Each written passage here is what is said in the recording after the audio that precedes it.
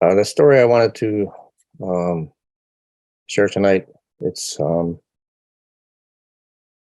don't know, I can't say it's directly a weather story, um, but it's a story that I came across and that was collected by William Jones, um, and I'm going to try to tell that story, um, um, and I better talk fast, I think, because it's kind of a long story.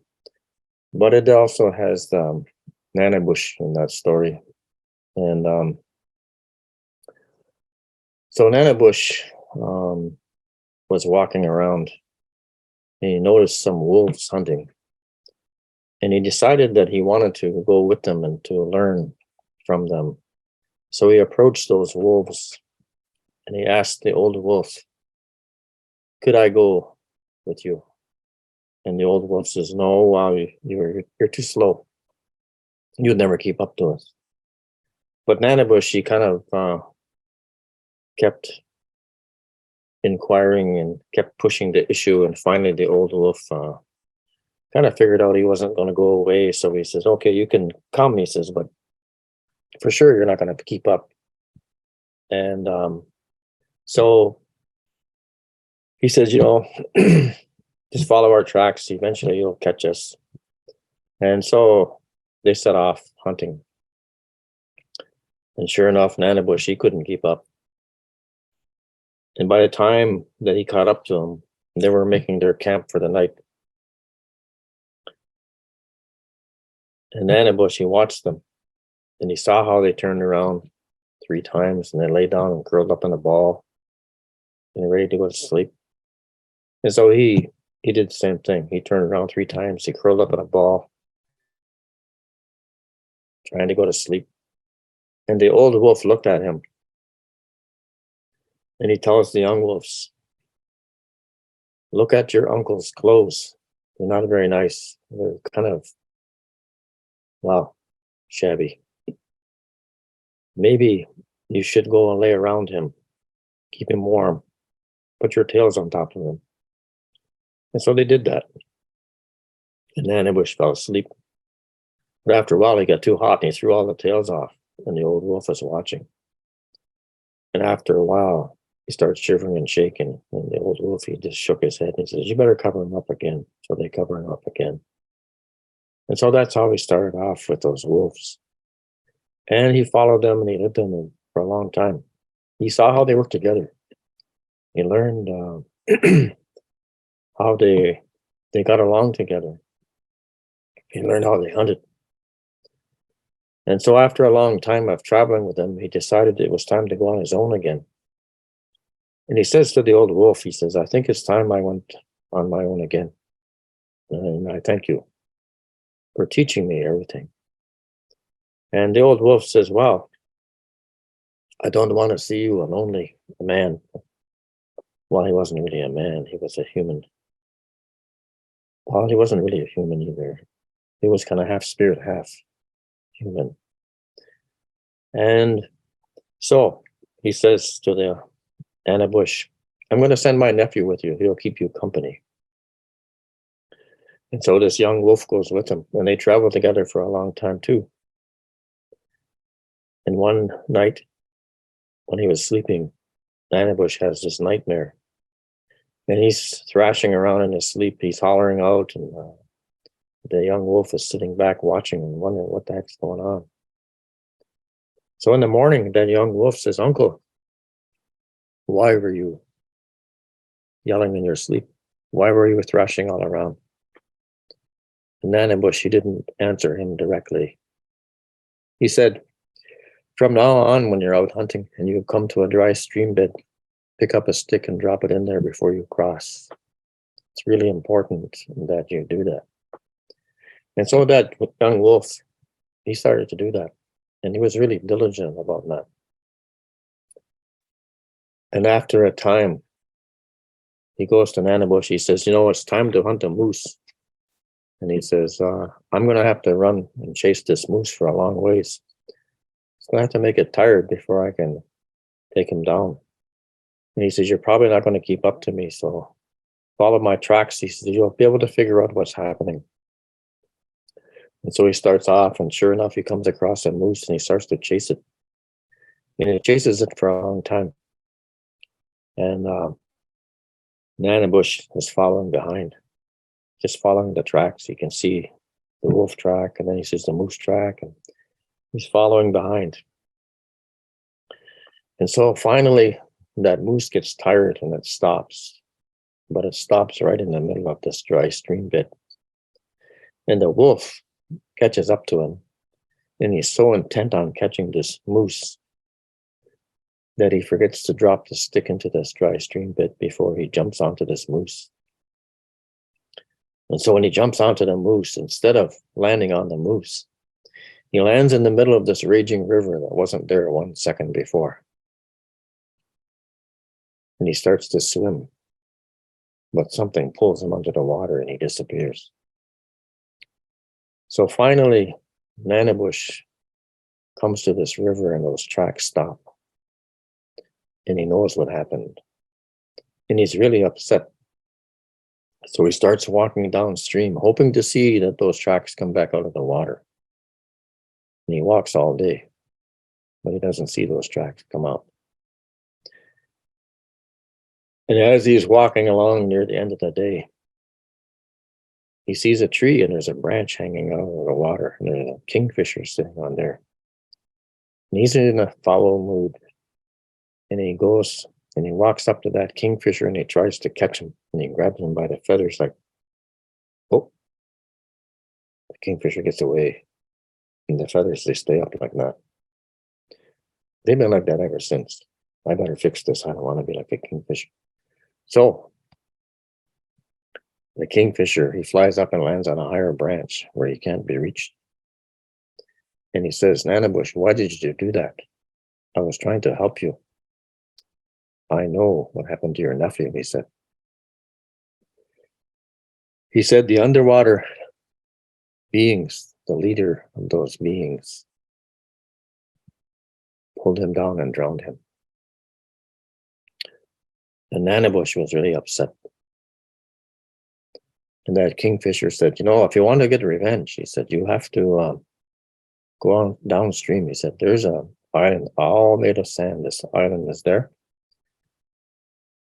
And when it's nice and sunny, those beings, they come out of the water and they sun themselves there. If you go there and wait, sooner or later, they're going to come. And so Nanabush, he makes a raft and he gets ready to float downstream to find this island. And the kingfisher tells him, before you shoot that leader, he said, you have to remember something. If you want to kill him, you can't shoot his body. You have to shoot his shadow. Only if you shoot his shadow will he die. And so Nanabush, he makes some arrows. He gets on this raft and he goes floating downstream. And sure enough, he comes to this island all made of sand. And so he hides his raft and he goes on that island and he turns himself into a birch tree. And he's standing there waiting. And he thinks to himself, it would be really nice if it was sunny out. And it got really sunny. Got nice and warm. Then he thinks to himself, it would be really nice if those beings came now. They started to come out of the water, to lay on that sand and sun themselves. But he looks around, he doesn't see the leader. And he thinks to himself, it would be really nice if the leader was to come. And then he sees this big wave coming across the water. And when the wave gets to the island, the leader sticks his head out and he looks around. And he says, Nanabush is here. And those other ones, they said, Nanabush is not here. And he said, that tree over there, that birch tree, Wigwasmatik, that's not Wigwasmatik, that's Nanabush. And the other one said, no, that tree's always been here. And he says, no, that's Nanabush. And there was a big snake there. He tells that snake, go over and squeeze that tree. And the snake goes over and he starts to squeeze that tree. And just about when Nanabush was ready to exhale, the snake gives up. And he said, that's just a tree. And there was a bear there. He tells that bear, go over there and claw that tree. And so the bear goes over and he starts clawing at the tree, making all kinds of scrape marks on the bark. And just about when Nanabush was ready to make a sound, the bear gave up. And he said, that's just a tree. And the leader stayed in the water looking. And Nanabush says, it would be really nice if he came out of the water. And so he comes out of the water. But he doesn't go to sleep. He's still looking at that tree. And Nanabush thinks to himself, it would be really nice if they all fell asleep now. So they all fell asleep. So Nanabush turns himself back into a human form. He runs over there and grabs his bow and he shoots that leader. But he doesn't shoot his shadow, he shoots his body. And so right away, the leader screams. He says, Nanabush is killing me. So Nanabush runs towards his raft.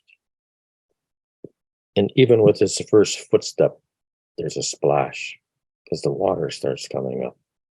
And by the time he gets to his raft, the water is up to his waist. He climbs on his raft. The water keeps rising up and up and up and up. Finally, it's halfway up the trees. Then it stops. And then slowly, slowly, it goes back down again.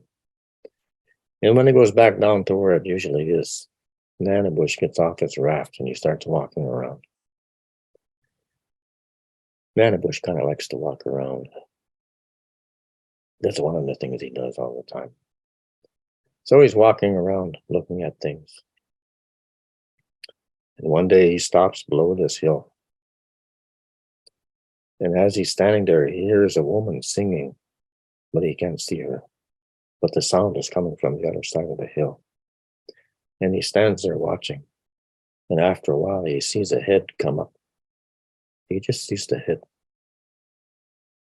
And then he sees shoulders. But there's something wrong. There's a big bump on these shoulders, and he wonders what that is. And so the woman continues coming towards him, but she doesn't see him. And she's singing this song. She has a rattle. She's shaking the rattle and singing the song. The next thing you know, she's right in front of him. And he says to her, Nokomis, that's a beautiful song. Can you sing it one more time? And so she sings that song one more time. And he says to her, Nokomis, what are you doing with all that twine? You got that big ball of twine on your back. And she says, well, Nanabush tried to kill our leader. We're going to make a net. We're going to catch him.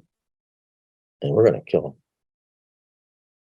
And then she looks at him and says, well, maybe you're Nanabush. And he says, no. He says, if I was Nanabush, I'd have clubbed you to death by now. And he said, and where do you live anyway? And she says, well, I live in the same village as the leader. And where do you sit in your wigwam? He says. And she tells him.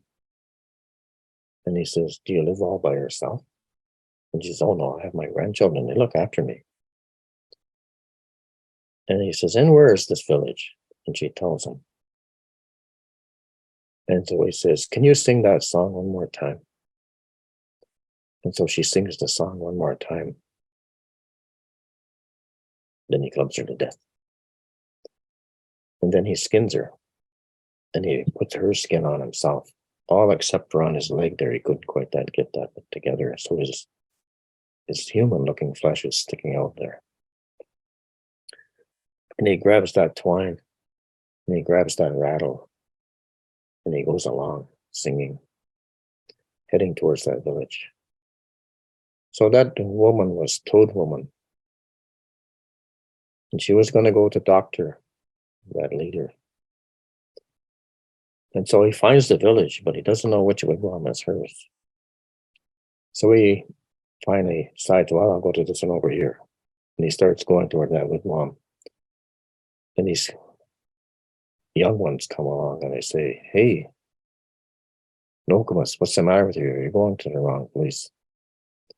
And he says, "Well, I'm so upset because the leader has been injured. I'm so worried about him. I've been crying. I can't see where I'm going." And so they take Nanabush and they take him to the right place, and he sits down in the right spot in that wigwam. But then those grandchildren, they notice his leg. And they say, "Nokomis, what's wrong with your leg? It looks like you have human flesh." And he says, "Well, I had to make this twine. All this twine, you have to rub it. You have to twist it." And I was rubbing on my leg, and I rubbed so much that it made my leg smooth, just like human flesh. And they say, "Oh, yes, that's a big ball of twine. That must have taken you a long time." And he said, "Yes, long enough to make this part of my leg smooth." And so after a time, someone comes and they said, "Toad Woman, come with us. It's time for you to doctor the leader." They take him to another wigwam, and he goes inside, but he can't see the leader because there's a partition there. And they tell him, "Sit here. When we're ready, we're going to call you. You come and doctor him then." So he sits down and he waits. And not long after, they say, "Toad Woman, come and do your work." And he goes around the partition. There's the leader. The arrow is still sticking out. And so he runs over there and he grabs that arrow and he starts back and forth, pushing it in and out. And right away, that leader says, "Nanabush is killing me again." And so he starts to run away. And this time, by the time he gets to his raft, the water is up to his neck. And he climbs on the raft and the water starts rising, rising, rising, rising. But this time it doesn't stop halfway up the trees. This time it keeps going until there's nothing but water. No matter where you look, it's just water. And all the animals and birds, they're swimming and flying around his raft. And after a while, they get tired and they say, "We want to get on your raft." And Nanabush says, "It's too small. We have to get some earth." And so Nagig, the otter, he says, "I'll swim down and get it." And he dives down into the water. And he's gone for a long time. And finally he comes floating to the top dead. And Nanabush fishes him out of the water. And he blows on him 4 times and he comes back to life. And he says, "Nagig, what did you see?" And Nagig says, "I went down and down," he says. "And finally I saw the tops of the trees. Then I lost my senses." And so another one comes. It was the loon, long. And he says, "I'll go down. I'll bring it back." And he dives down. And the same thing happens to him. He comes floating up dead. Nanabush retrieves him and blows on him 4 times. He comes back to life. He says, "Mom, what did you see?" He says, "I got halfway down the trees. Then I lost my senses." And so then the beaver comes along. And he says, "Let me try." And he goes down and the same thing. He comes floating up dead. Nanabush blows on him 4 times. He comes back to life and he says, I saw," he says, "and he even touched the top of the grass. Then I lost my senses." So then this tiny voice says, "Let me try." And it was the muskrat. And so the muskrat, he goes down. He's gone down for a long, long time. And finally he comes floating to the top. And Nanabush blows on him 4 times and he comes back to life. And when he opened his paw, he had earth. And he opens the other paw, he's got earth. Under his arms, do they have arms? I don't know, or just legs. Anyway, he had more earth. Even tucked under his tail, he had more earth. And Nanabush took this earth and he calls on that turtle. And that turtle comes and he puts it on that turtle's back. And he tells those animals, let me work on this for 4 days. So after 4 days, there's this huge island. And all the animals and birds, they want to get on there. And Nanabush says, no, it's not big enough yet. Let me work on it for 4 more days. So he works on it for 4 more days. And it gets bigger. And he tells the animals and birds, okay, now you can go on there. And there was a wolf there. And he tells that wolf, he says, go and see how big this is. And so the wolf is gone for 1 moon. And he comes back. He says, it's really, really big. And Nanabush says, I don't think it's big enough, he said. Let me work on it for 4 more days. So he works on it for 4 more days. And then he tells that wolf, go see how big it is now. And the wolf goes and he's gone a long time. Nanabush is waiting. 13 moons go by and finally that wolf comes back. And he says, it's really, really, really big.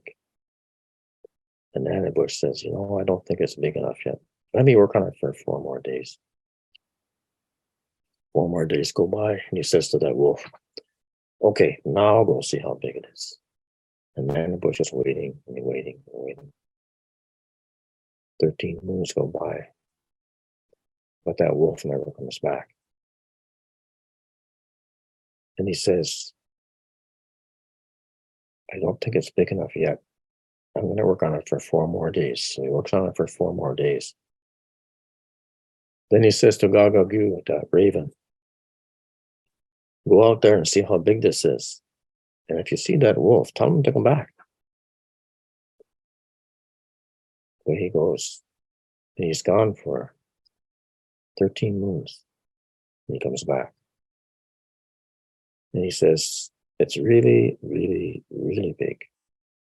But I haven't seen that wolf no place.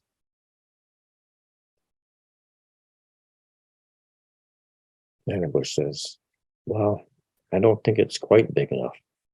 Maybe I'll work on it for 4 more days. So he works on it for 4 more days. Then he says to the raven, now go see how big it is. And Nanabush waited and waited and waited.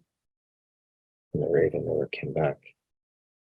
And so Nanabush says, I think it's big enough now. So in this story, there's no human beings. There's only Nanabush, the spirits, and the rest of creation. That is, I believe, an older version of the story than what I've heard before.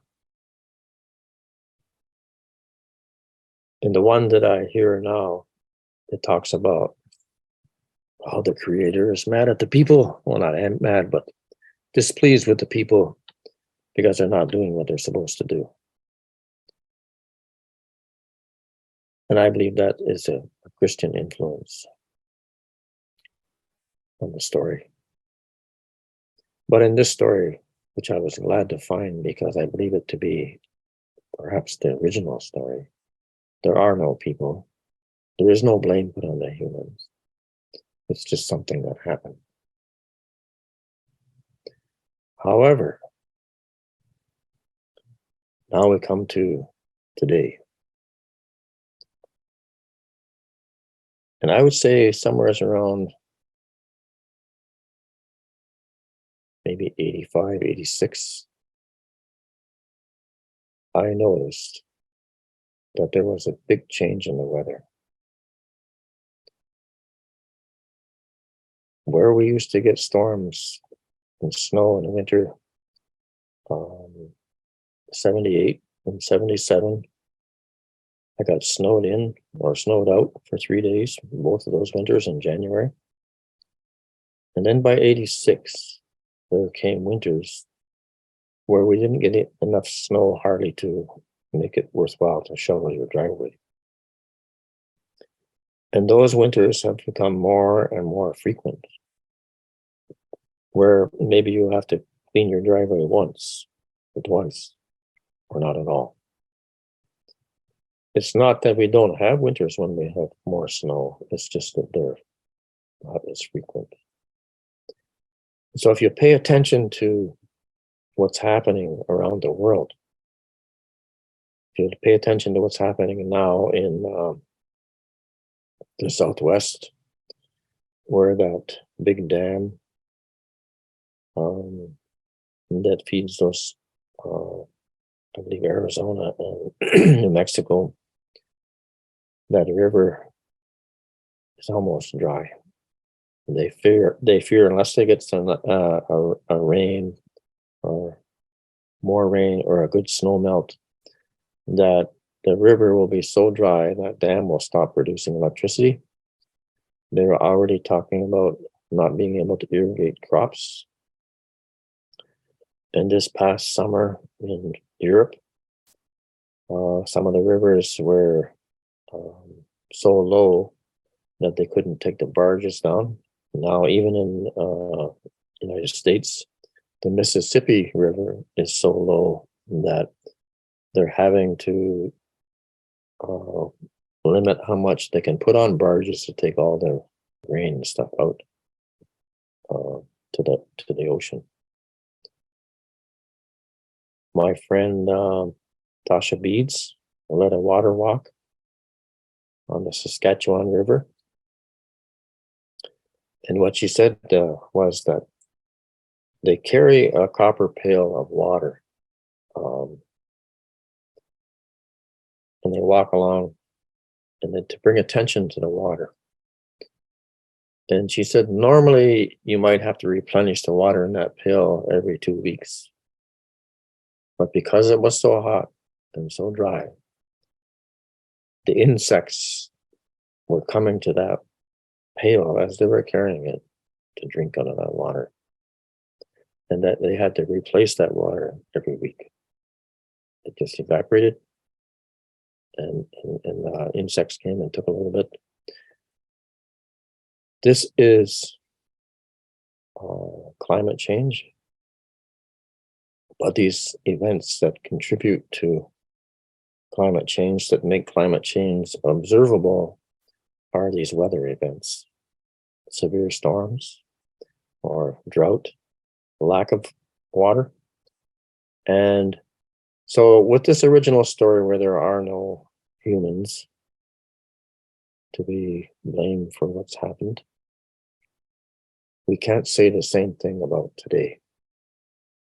Because we know that, without a doubt, it's man's destruction of rainforest, man's burning of fossil fuels, that contribute to this climate change that we have now. And so we can't say that we're not at fault now. We can't say that we didn't do anything wrong. And I say we because we're all in this. The only ones who can say we didn't do that are those indigenous peoples around the world who either live in the rainforest the way they have for thousands of years, or live in such a manner that they don't destroy their environment. And those people are under attack. Those people are being forced to convert to the way we live, just in the same manner that indigenous peoples in North America were forced to convert to a different way of thinking. And we have a prophecy that says that we're going to come to a fork in the road. And if we take the wrong fork and continue on this way of destruction, this way of technology, that we will destroy ourselves along with most of creation. And I heard that a long time ago, that prophecy. And after thinking about it and watching what's happening, I believe the prophecy is coming true. Almost all the prophecies I've heard are coming true. And, when you think about that, you ask yourself, what can you do? We can't all go live in teepees. We can't all go on and live off the land. But we can stop being so greedy. We can take steps, even if they're small, to try to change the way we live.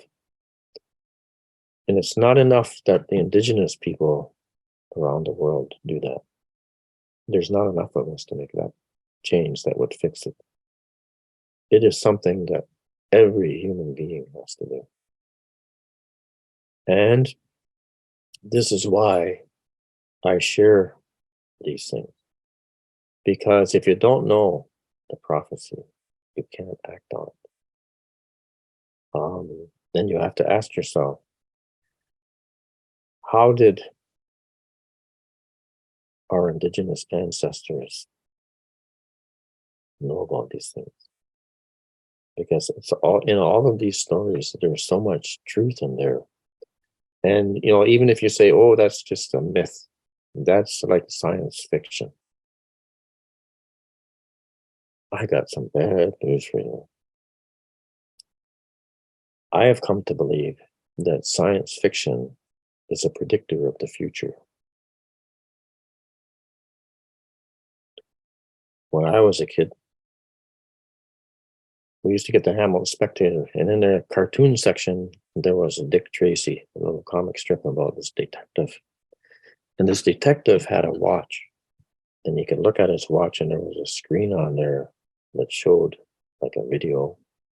He could talk into his watch and communicate with other people that had that watch. That's like, 70 years ago. That little bit of science fiction with that watch, I think we call it the smartwatch now. That was a predictor of the future. Because if you go back to our creation story, the very first thing in our creation story is thought. The Creator had this thought. And he wondered what was out in that darkness, stillness, silence, and cold. And he sends out this thought. The Creator herself, himself, sends out a thought. If you take a rattle and you shake it, they say that's what the sound sounded like, and that sound was repeated over and over again. And the thought just kept on going. So when the thought was called back, it created light. And so it's really important when you look at that creation story to realize the first thing in creation, the first thing created was thought. We create what we think, which is why science fiction becomes the future. And so when we were talking about a weather story, I never know what I'm going to talk about. I was going to talk about Hurricane Hazel, or I could talk about 77 and 78 when we had those big blizzards, and I got stuck at home for 3 days. Snow drifts up higher than your head. And in the second year, I got stuck away from home for 3 days because I couldn't get home. They just closed all the roads, and the roads are blocked with snow. I could talk about how you could drive from my place to the highway and you didn't see anything but snow because the snow drifts were higher than your car. But I took that tobacco, I went to the fire, and I asked for words to come to talk about the weather. These words that I've shared with you are the words that came. And so I want to say, Chimigwich Bizendawi, thank you for listening. And I hope you think about that story where there's no people in the flood story.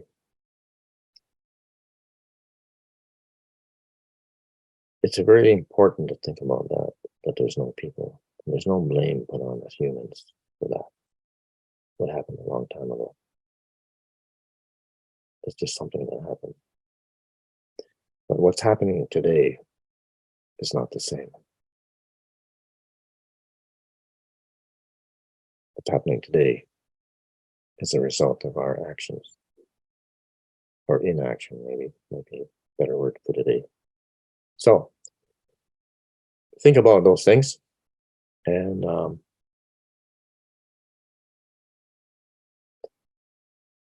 I think that's where I saw Nana Bush last. I was just walking along, Jimmy Rich.